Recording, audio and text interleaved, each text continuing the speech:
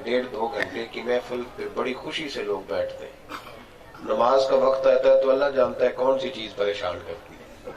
क्या ऐसा मसला है कि वो आदमी जो 2-2.5-3 घंटे से बैठा था वो 10 मिनट उस पर इतने वजनी कैसे हो गए, वो बैठ नहीं सका। तो आप लोग तशरीफ रखिएगा, यहाँ बुजुर्ग होंगे तो बाद में यही जमात हो जाए, नमाज एहतमाम के साथ तसल्ली के साथ पढ़ी जाए। दोस्तों ने बंदोबस्त किया है तो उस तरतीब को मलहूज़ खातर रखा जाए। कुरान पाक की जो आयत करीमा मैंने पढ़ी है उसमें अल्लाह करीम ने फरमाया वअम्मा बिनिअमति रब्बिका फहद्दिस। महबूब अपने गुलामों को ये दर्स दो कि जब अल्लाह उन्हें कोई नेमत दे तो वो नेमत का चर्चा करे। तहदीस नेमत का माना यह है कि जब अल्लाह नेमत दे ना तो उसका इजहार करो। इजहार के 2 तरीके होते हैं। एक इजहार बतौर तकब्बुर के होता है, कुछ लोगों के पास कुछ भी नहीं होता लेकिन बिला वजह डींगे मारते हैं, बढ़ के मारते हैं कि मैं बड़ी बला हूँ, मेरे पास बड़ा कुछ है। अपना आप दिखाना, अपना आप बताना, लिबास पहनकर या गाड़ी में बैठकर या बड़ा मोबाइल रखकर या किसी साजिश और तखरीब के जरिए अपने आप का इजहार करना। नेमत का पता तो ऐसे भी चल ही जाता है लेकिन ये तकब्बुर है, शरीयत इसको मना करती है। लेकिन शुक्र के तौर पर, शुक्र के तौर पर, अपने अल्लाह की रिजा के तौर पर अगर कोई नेमत का इजहार करता है तो अल्लाह उससे राजी होता है। अल्लाह उससे, देखिए इस्लाम के अंदर कपड़े बड़े अच्छे इस नियत से पहनना कि मैं सादे कपड़े पहनने वालों पर तकब्बुर करूंगा तो ये हराम है। लेकिन साफ सुथरा और अच्छा लिबास पहनना, इसको मेरे नबी पाक अलैहिस्सलाम ने पसंद फरमाया। हुजूर गुजर रहे थे गली से तो एक सहाबी को देखा कि फटे पुराने कपड़े, मैले कुचैले। नबी रहमत अलैहिस्सलाम ने बुला करके फरमाया तेरे ऊपर तो अल्लाह का बड़ा फजल है, तो साहिब इस्तिताअत है, इस तरह के कपड़े क्यों पहने हुए? कहने लगे या रसूलल्लाह बस दिल नहीं चाहता, सादा रहता हूं। तो नबी करीम सल्लल्लाहु तआला अलैहि वसल्लम ने फरमाया भाई रब करीम जब किसी को नेमत देता है तो उसका असर देखना अल्लाह पसंद करता है। अल्लाह उसका असर देखना, नबी पाक अलैहिस्सलाम ने हुक्म दिया है, फरमाया अगर अल्लाह तुम्हें आसानी दे तो अपने घर वालों पे आसानी करो। अगर अल्लाह तुम्हें आसानी दे तो अपने घर वालों पे आसानी, यानी अगर तुम्हारी जेब वुसअत दे तो अपने घर वालों को खर्च दे दो। जेब के अंदर रख के इनकार करना तो ये कुफराने नेमत है। तो जब अल्लाह ताला किसी को कोई नेमत अदा करे तो उसे चाहिए, हमारे यहाँ रिवाज हो गया है दुख बताने का, सुख छुपाने का। गुर्बत होती है तो लोग सारी दुनिया को बताते हैं कि बड़ा मजबूर हूँ, बड़ा परेशान हूँ, बड़ी तकलीफ में हूँ, बड़ी आजमाइश में। और जब दौलत आ जाती है फिर नहीं बताता कोई किसी को, फिर उसको छुपाता है। हजरत राबिया बसरिया रहमतुल्लाह अलैहा गली से गुजर रही थी, एक मोहल्लेदार था उनका नौजवान, वो पिछले 30-35 साल थे, आप उसको जानती थी। जो मोहल्ले के बच्चे होते हैं जो सामने पैदा होते हैं, पले बड़े होते हैं, उनका पता होता है। अम्मा जी जानती थी। तो नौजवान गली से गुजर रहा था तो उसने पट्टी बांधी थी अपने सर पे। तो अम्मा जी फरमाने लगी क्या हुआ, क्यों पट्टी बांधी है? तो कहने लगा जी मेरे सर में दर्द हो रहा है। तो आप फरमाने लगे बेटे 30-35 साल तो तेरी उम्र हो गई होगी। कहा हाँ। फरमाने लगी पहले दिन दर्द हुआ है? कहा हाँ। तो अम्मा जी फरमाने लगी 35 साल रब करीम ने तुझे सेहत दी, तूने शुक्र की एक पट्टी भी नहीं बांधी, और आज पहले दिन तकलीफ हुई है तो तूने शिकवे की पट्टी बांध ली है। कोई शुक्र की पट्टी भी बांधना कि बड़ा करम है अल्लाह का।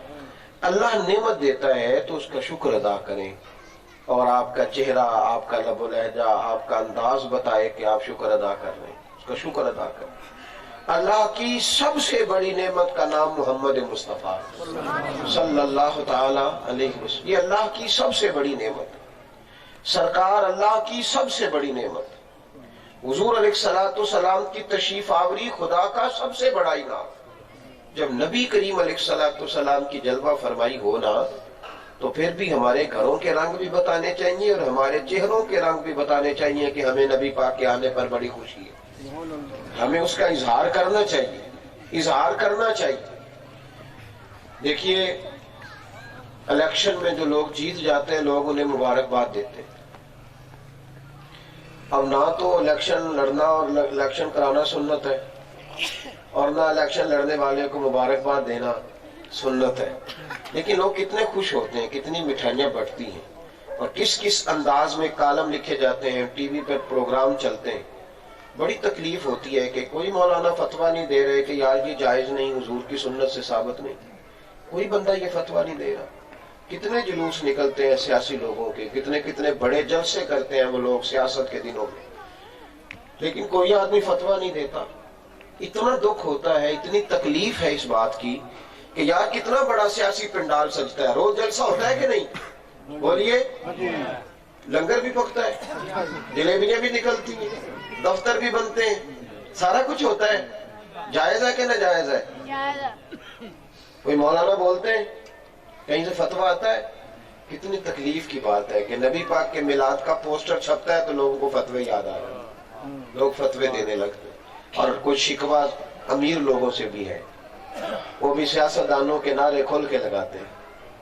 میلاد کے جلوس میں بھی تو میاں اب غریب لوگ رہ گئے، میلاد کی محفلوں میں بھی اب غریب لوگ رہ گئے، اب غرباء ہیں جو حضور کا، اور کوئی شکوے والی بات نہیں۔ نبی پاک نے خود فرمایا تھا میرا دین غریبوں میں آیا ہے تو غریبوں میں رہے گا، اور فرمایا میں تو جب جنت میں بھی جاؤں گا تو آگے پیچھے دائیں بائیں غریب لوگ ہی ہوں گے۔ عمراء نے تو اور رنگ اختیار کر لیا نا، اور انداز، اور طریقہ کار لوگوں نے اپنا لیا کہ سیاسی جلسہ کرنا ہے، سیاسی آدمی کا نعرہ لگانا ہے۔ بلکہ آپ کبھی ان کی تقریریں سن کے دیکھیں، یہ اپنے لیڈر کا نام لیتے ہیں نا، لیڈر کا، تو قائد جمہوریت، تو قائد عوام، تو فلانا، انہیں سارے لقب یاد ہیں، اور رسول پاک علیہ السلام کا نام لینا پڑے تو بھول جاتے ہیں کیسے لینا، انداز ہی نہیں آتا، کیونکہ یہ کام کیا ہی نہیں۔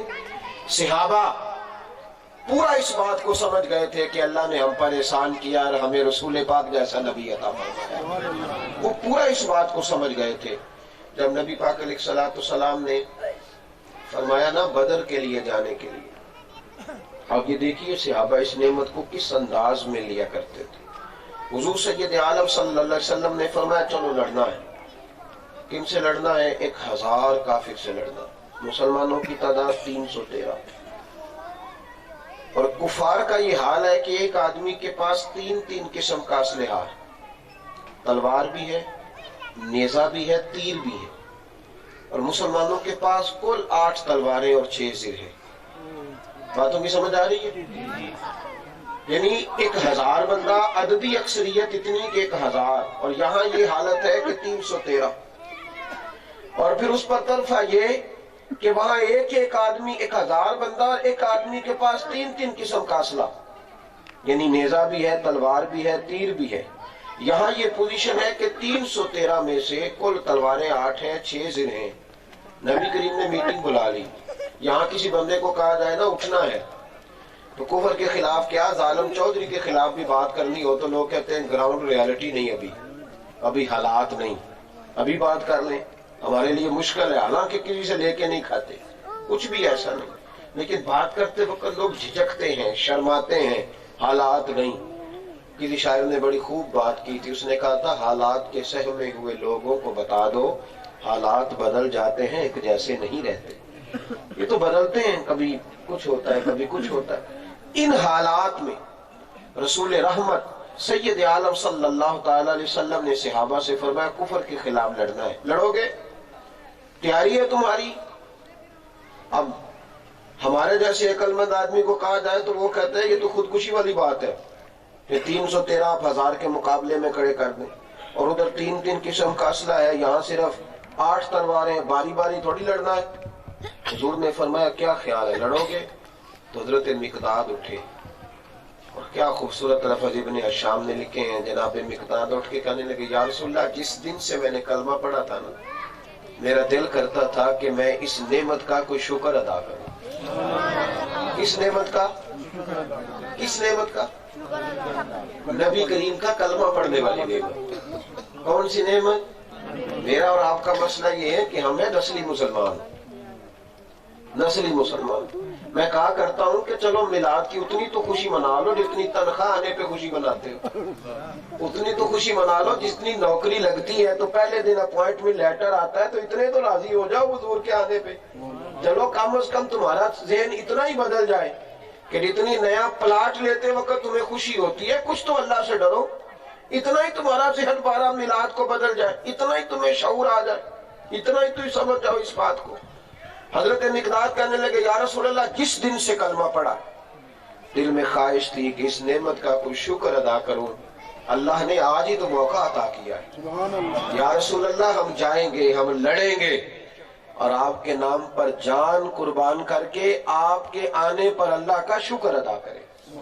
اٹھے مقداد اور عرض کی اے ہادی دوراں، ہمیں بخشی ہے جب سے آپ نے یہ نعمت ایمان، تمنا ہے کہ نعمت کا بدل کچھ تو ادا کر دیں، نہیں کچھ اور کر سکتے تو جانے ہی فدا کر۔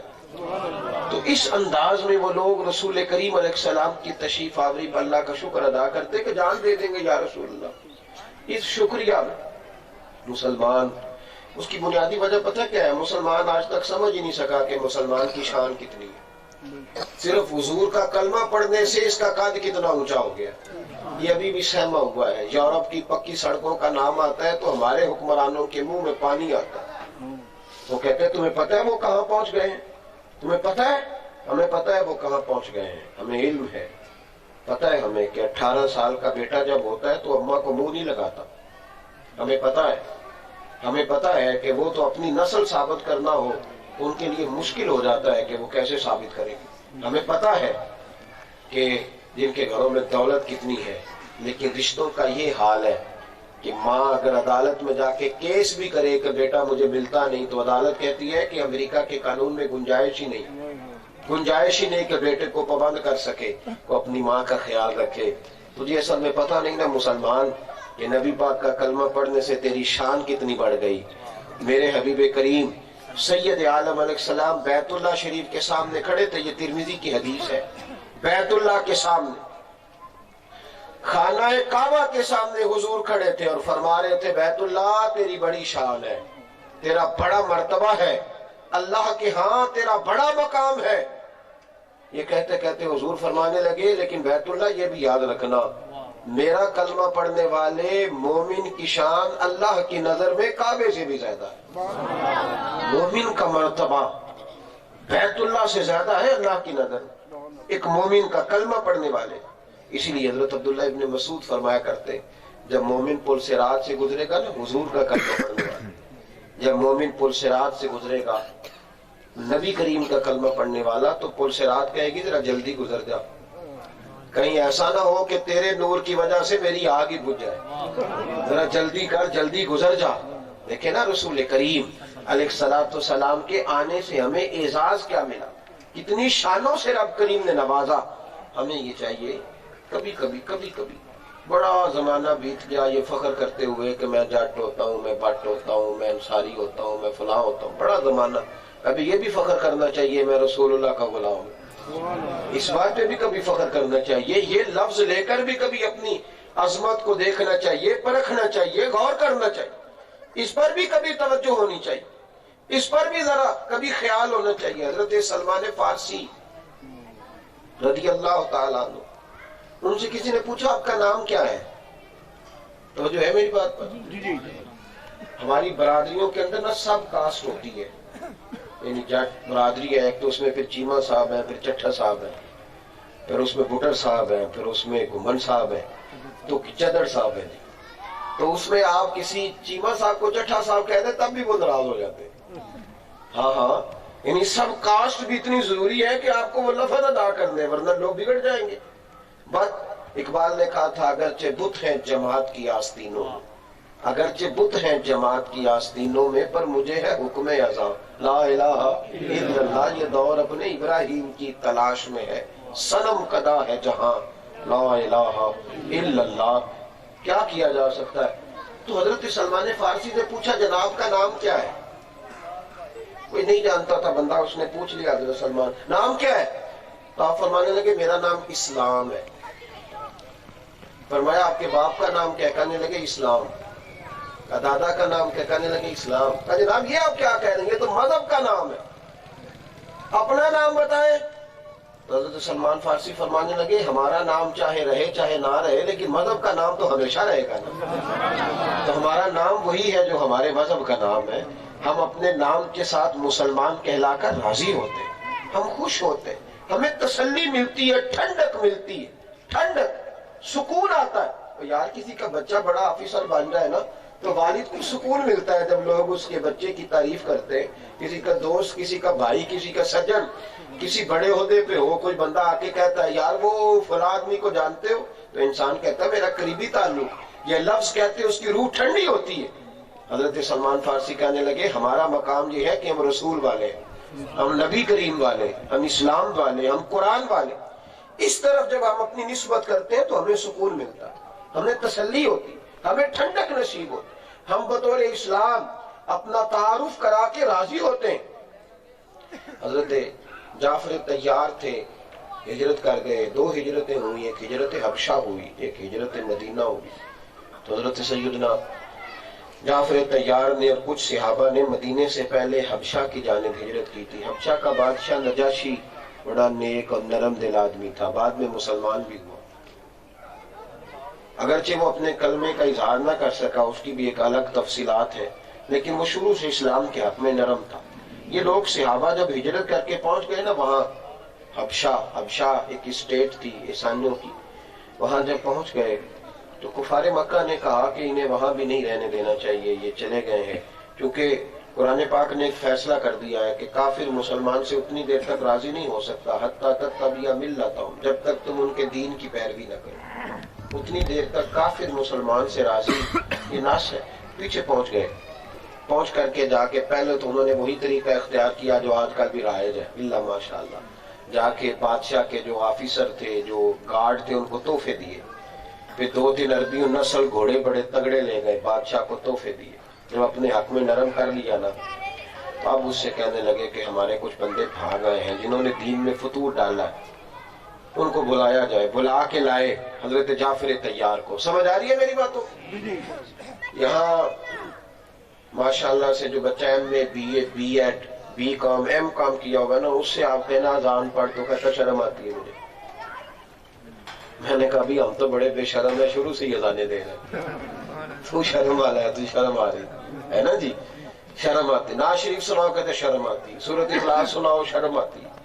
تو پھر کون سی بات سنیں آپ سے جس میں شرم نہیں آتی؟ دنیا داری کی بات سن لے. جس پہ شرم آنی چاہیے اس پہ نہیں آ رہی, جس پہ آنی چاہیے. گالی دیتے ہوئے شرم آنی چاہیے, وہ دیے جا رہے. یاروں کو گالیاں دے رہے ہیں دوستی میں بیٹھ کر. جہاں شرم آنی چاہیے تھی وہاں تو تجھے آئی نہیں, یہاں تجھے شرم آتی. کٹھن حالات ہے, غیروں کا ملک ہے, اسلام پہ غربت ہے. حضرت جعفر طیار کو بلایا. آپ نجاشی کے دربار میں جا رہے تھے تو مشورہ ہونے لگا صحابہ کا, وہاں جا کے کیا کہنا ہے. کچھ صحابہ کہنے لگے ذرا نرم رویہ رکھنا. حکمت کے ساتھ بھی کچھ باتیں ہوتی ہے نا, ساری باتیں نہ کھول کے بیان کرنا. رستے میں مشاورت ہو رہی تھی, کوئی مشورہ دے رہا ہے, کوئی دے رہا. حضرت جعفر طیار اینڈ پہ بولے, کہنے لگے بھائی میں نے کوئی پرہیز نہیں کرنی. اگر مجھ سے پوچھا نا نبی پاک کے بارے میں بادشاہ نے, تم واقعی مصطفیٰ کے ماننے والے ہو تو میں کھل کے اپنے نبی کی شانیں بیان کروں, میں کھل کے بات کروں گا رسول کریم کے بارے میں. کسی جگہ کوئی گنجائش ہے؟ میں نے کہا یہاں تو آپ کسی کو اس کی برادری کے بارے میں پوچھنے, اس نے 3700 کرامت یاد کی ہوئی ہے, اور اسے کہے نبی پاک کا نام لے, حضور کی ازواج کا نام بتا, کوئی پتہ نہیں. کیا ہے یہ؟ کہاوتیں بڑی یاد ہے, کہانیاں بڑی یاد ہے, میں نے بڑی محنت کی, بڑی داستانیں, بڑا کچھ سن لے. آپ کیلو کال کے لوگ جھوٹ کے سہارے اپنے ضمیر پہ پیر رکھ کے زندگی گزار رہے, قیدی بنے ہوئے ہیں ضمیر کے, مجرم ہے اپنے آپ کے مجرم, مجرموں جیسی زندگی گزار رہے, لیکن اس خول کو توڑنے کو تیار نہیں کہ توڑ کے باہر آ جائے. حضرت جعفر طیار نجاشی کے دربار میں کھڑے, کفار بھی کھڑے, انہوں نے دین بدل لیا ہے. آج میلاد کرنا کتنا آسان ہے پر لوگوں کے پاس وقت نہیں. دیکھو جب ذکر رسالت کا جلسہ غیروں کے ملک میں ہوا تو پہلے خطیب حضرت جعفر طیار بولنے لگے. جب کفار نے کہا انہوں نے دین بدل لیا ہے, گھروں میں لڑائیاں ڈال دی ہیں, انہوں نے بڑا کچھ کر دیا ہے, انہوں نے اپنی تقریر ختم کی تو نجاشی کہنے لگا میں ایک طرف کی بات سن کے فیصلے نہیں کرتا, دوسرے کی بھی رائے لوں گا. آپ بتائیے تو جناب جعفر طیار چھڑی پکڑ کے کھڑے ہوئے. چھڑی پکڑنا عربوں میں سنت تھا، طریقہ تھا ان کا، اور نبی کریم علیہ السلام کی بھی سنت ہے. حضور بھی چھڑی تھامتے تھے. کھڑے ہوئے، کیا خوبصورت انداز ہے. کہنے لگے بادشاہ ہم جاہل تھے، ہم گوار تھے، بیٹیاں دفن کر آتے تھے، رشتوں کا احترام نہیں کرتے تھے. جس طرح لوگ جانوروں کو زنجیروں میں باندھ کے رکھتے ہیں، ہم انسانوں اور غلاموں کو باندھ کے رکھتے تھے. جو بڑی برادری کا تھا وہ چودھری نہیں، وہ آقا کہلاتا تھا، اور جو چھوٹی برادری کا تھا وہ غلام جانا جاتا تھا. یہ لفظ ادا کرتے کرتے جناب جعفر طیار نے جملہ بولا تو رو پڑے. کہنے لگے پھر اللہ نے ہم پہ کرم فرمایا اور ہمیں اپنا رسول عطا فرمایا. ان لفظوں نے ان کی باڈی لینگویج بدل دی. اب تو لوگ نعتیں پڑھتے ہیں نا، میری طرح کے لوگ تقریریں کرتے ہیں تو لفظ وہ بس وہ پتہ نہیں کیا ہو رہا ہوتا، کہیں سے ادھار پکڑ کے جملے بول رہے ہوتے، ان کے وجود پر ان کی نعت کا کوئی اثر نہیں ہو رہا ہوتا. باڈی لینگویج وہی ہوتی ہے جیسے کوئی فنکار فنکاری دکھا رہا، جیسے کوئی آرٹسٹ ہے اور آرٹ کا مظاہرہ کر رہا. لیکن جناب جعفر طیار رو پڑے اور کہنے لگے پھر اللہ نے کرم کیا، ایک رسول دیا. اس نے ہمیں بتایا کہ بیٹی دفن نہیں کی جاتی، بیٹی پالے. تو محبوب فرمانے لگے اس طرح میرے ساتھ جڑ کے جنت میں جاؤ گے جیسے میری 2 انگلیاں جڑی ہوئی ہیں. اس رسول نے ہمیں بتایا کہ کوئی حقیر نہیں ہوتا، کوئی کالا نہیں ہوتا، کوئی گورا نہیں ہوتا، اللہ کی نظر میں سب برابر ہوتے ہیں. کہا اس نے ہمیں بتایا کہ ماں اور باپ بوڑھے ہو جائیں تو منڈیوں میں بیچنے نہیں چاہیے بلکہ ان کی نوکری کرنی چاہیے. اور کہا بادشاہ تجھے پتہ ہے ہمارے محبوب نے کیا ہمیں دیا ہے؟ حضور علیہ السلام نے فرمایا تو گھر بیٹھ کے خوشی کے ساتھ ماں باپ کا چہرہ دیکھ لینا، رب کریم کامل حج کا ثواب عطا کر دے گا. یہ اعزاز دیا ہے نبی کریم نے. فرمایا ہم اس رسول کے ماننے والے ہیں جس محبوب کریم علیہ السلام نے دلوں کا انقلاب برپا کیا، روحوں کی صفائی کا بندوبست کیا ہے، سوچوں کو حسن دیا ہے، کرداروں کو نکھار دیا، طبیعتوں کو نور دیا ہے. محبوب تبدیل کرنے آئے اور محبوب نے نظریات، افکار اور سوچوں کو وضو کرا دیا ہے. بادشاہ تو ہمیں رہنے دے، تیرے مشکور ہے، اور تو ہمیں نکال دے تو پھر بھی ہمیں کوئی تجھ پر شکوہ نہیں. پر ہم کل بھی رسول اللہ کا کلمے پڑھتے تھے، آج بھی پڑھ رہے ہیں، اور زندہ رہیں گے تو نبی پاک کا نام بھی جپتے رہیں گے. بادشاہ نے تحفے سارے واپس کر دیے اور کہنے لگا ان لوگوں کے لفظ بتاتے ہیں کہ سچے ہیں، اور جس کا کلمہ پڑھتے ہیں انہیں بھی اللہ نے سچا رسول بنا کے بھیجا. ان اوقات میں جن میں بڑا مشکل تھا، اب تو ہر چیز رسم ہے نا. میں کہہ رہا ہوں آرٹ کا مظاہرہ کیا جاتا ہے، آرٹ کا، فن کا مظاہرہ کیا جاتا ہے. ہماری محفلیں، ہماری خانقاہیں، ہمارے آستانے الا ماشاءاللہ عجیب ایک رنگ لے کے چلے گئے. آپ حضرات سے بھی شکوہ ہے، آپ حضرات سے بھی، کہ جس حسن کے ساتھ ولیمے پہ جاتے ہو کاش اس حسن کے ساتھ آپ نبی پاک کی محفل میں بھی آئیں. جس طرح کسی دوست کو راضی کرنے کے لیے جتن کرتے ہو کاش کبھی رب رسول کو راضی کرنے کو بھی اتنے جتن کرو. اپنے بچوں کی جتنی فکر کرتے ہو کاش اس سے چوتھا حصہ دین کی کبھی فکر کرو، کبھی اس طرف بھی توجہ کرو. کتنے ریلیوں میں لوگ پجاروں لے کے آئے نا، بڑی بڑی پجاروں کے ساتھ لوگوں نے ریلیاں نکالی الیکشن کے دنوں میں، اور بڑے بڑے ظالموں کے لوگ انویسٹر بنے. میلاد کا جلوس آتا ہے تو غریب لوگ جاتے ہیں جلوس میں. کیا نبی پاک کے جلوس میں جانے کو وقت نہیں؟ قدم تھکتے ہیں. کون سی ایسی چیز ہے جو مانے ہوتی ہے؟ میلاد کی محفل کے لیے کیوں ہمارے پاس اوقات نہیں، کیوں رش نہیں پڑتا؟ صرف وجہ یہ ہے کہ ہم نے مفت میں دین حاصل کیا تھا، ہمیں اس کی قدر نہیں رہی. اس قدر کو سمجھیں، اس کو جانیں. میں نے کافی دن پہلے کہا تھا دوستوں سے کہ میلاد آئے نا تو کم از کم 2 نفل پڑھ کے یہی کہا کرو یا اللہ شکر ہے تو نے رسول اللہ کا غلام بنایا. اتنا تو کام کرو نا، درود و سلام تو پڑھو نا اس ماہ مقدس. خوبصورتی کے ساتھ آگے بڑھیں، خوبصورت جو ہے وہ بندوبست کریں، اچھے طریقے سے اس چیز کو لے کر کے چلیں. ہم نے نا 12 ربیع الاول کو زور سے عصر تک حسین میرج ہال میں محفل رکھی ہے، اور عصر کے بعد وہیں سے ایک کارواں جائے گا پیر عبداللہ شاہ صاحب رحمۃ اللہ علیہ کی مسجد تک. دعوت ہے میری طرف سے آپ کو. ویسے تو سرکار کا میلاد شریف اور میں دعوتیں دیتا ہی رہتا ہوں، باقی قبول کرنے والوں کی موج ہے نا، کبھی کر لیتے ہیں کبھی مصروف ہو جاتے ہیں. ہم بہرحال ویلے ہیں اور اسی کام پہ اللہ کے فضل اور بڑے خوش ہیں، بڑے مطمئن ہیں۔ اللہ تعالیٰ آپ کو توفیق عطا کرے، وقت ہو آپ آسانی سمجھیں تو زور میں تشریف لے آئیے گا۔ ابھی آپ کی محفل مبارکہ جاری ہے جیسا کہ میں نے عرض کیا، اور میرا خیال ہے بہت زیادہ آپ کو تکلیف نہیں دی جائے گی، 2-1 نعتیں ہوں گی، پھر اس کے بعد یہیں نماز ادا کیجیے گا۔ میرا وعدہ ہی یہ تھا کہ میں یہاں مغرب تک رکوں گا، کچھ اور ایک جگہ پہ جانا ہے۔ اللہ تبارک و تعالی صاحب خانہ کو برکت عطا کرے، اور دوستوں کو اللہ تعالیٰ اپنی رحمت نصیب فرمائے، آپ سب کا آنا مقبول فرمائے۔